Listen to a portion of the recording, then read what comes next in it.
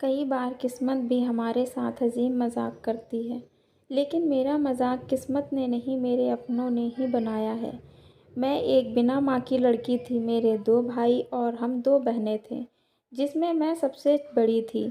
माँ के ख़त्म होने के बाद दादी ने ही हमारी परवरिश की। ननिहाल वालों के साथ भी बहुत अच्छा आना जाना था। सभी लोग मानते थे, लेकिन कौन कितना मानता है, यह तो मेरी शादी में ही पता चला। मेरी शादी के लिए लड़का मेरे फूफा ने देखा था। लड़का सुंदर था, खेत की ज़मीन भी काफ़ी थी और घर भी अच्छा बना था। यह रिश्ता सभी को पसंद था। शादी की तैयारियां पूरी हो चुकी थी। बारात कल आने वाली थी और वह वक्त भी आ गया जब बारात हमारे दरवाजे पे खड़ी थी। उधर बाराती आए और इधर शादी वाले दिन ही सुबह से मेरे ननिहाल और मेरे पिता में झगड़े होने शुरू हो गए।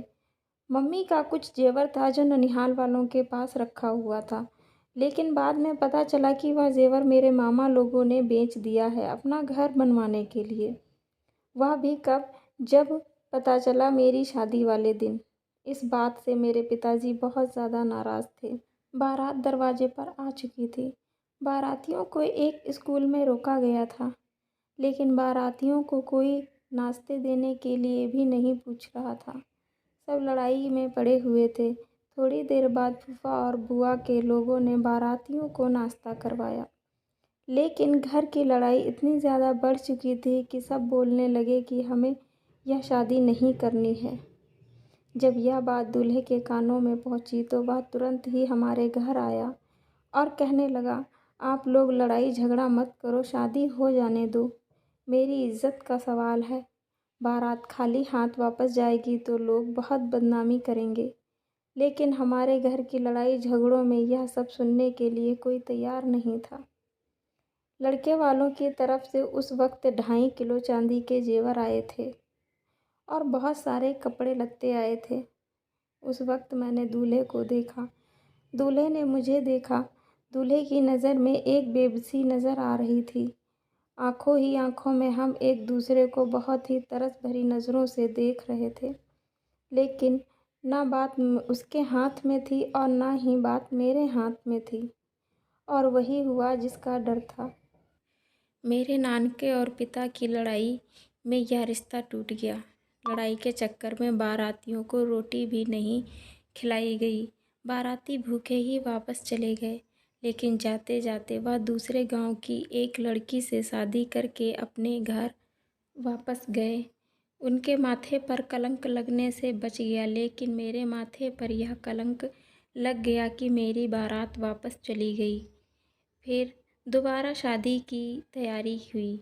शादी के 6 महीने बाद ही हमारा डिवोर्स हो गया, क्योंकि सब ने कहा था लड़का बहुत अच्छा है।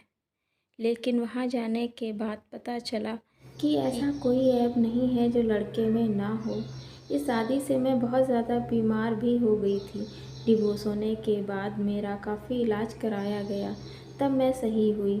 अब घर वालों ने तीसरा रिश्ता भी देखना शुरू कर दिया, क्योंकि लड़की की जात को घर में कब तक बिठा कर रखेंगे, और अभी पूरी ज़िंदगी पड़ी है सामने, कैसे काटेगी यह लड़की। सभी लोगों के अलग अलग जवाब होते थे मेरी ज़िंदगी को लेकर, लेकिन मैं ऊपर वाले से एक ही दुआ करती थी कि अगर रिश्ता कोई भी भेजना तो कोई ढंग का ही हो, जिसके साथ मैं ज़िंदगी सुकून से काट सकूं।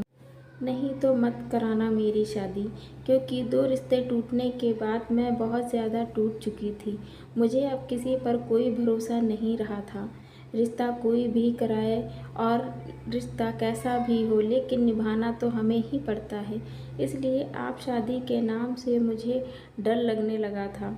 मेरा अंदर ही अंदर मन बहुत ज़्यादा डरा हुआ था। भगवान से मैं एक ही प्रार्थना कर रही थी कि अगर शादी कराना तो किसी अच्छे लड़के से कराना, वरना मत कराना। ऊपर वाले की दया से एक रिश्ता आया, जिसके साथ मेरी सिंपल तरीके से शादी की गई। शादी से कोई सुख नहीं, लेकिन यह है कि ज़िंदगी जीने लायक सुख है।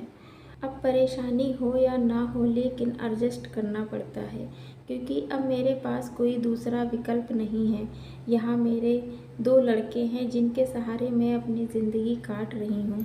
कोशिश यही है कि शायद मेरी ज़िंदगी में बदलाव आएगा और मैं सुख मिलेगा, लेकिन शायद यह सिर्फ सपना ही रह जाएगा। अब इसको किस्मत का खेल कहूँ, ये रिश्तेदारों का ढाई शादी होने के बाद भी मेरी ज़िंदगी में आज भी सुख नहीं है।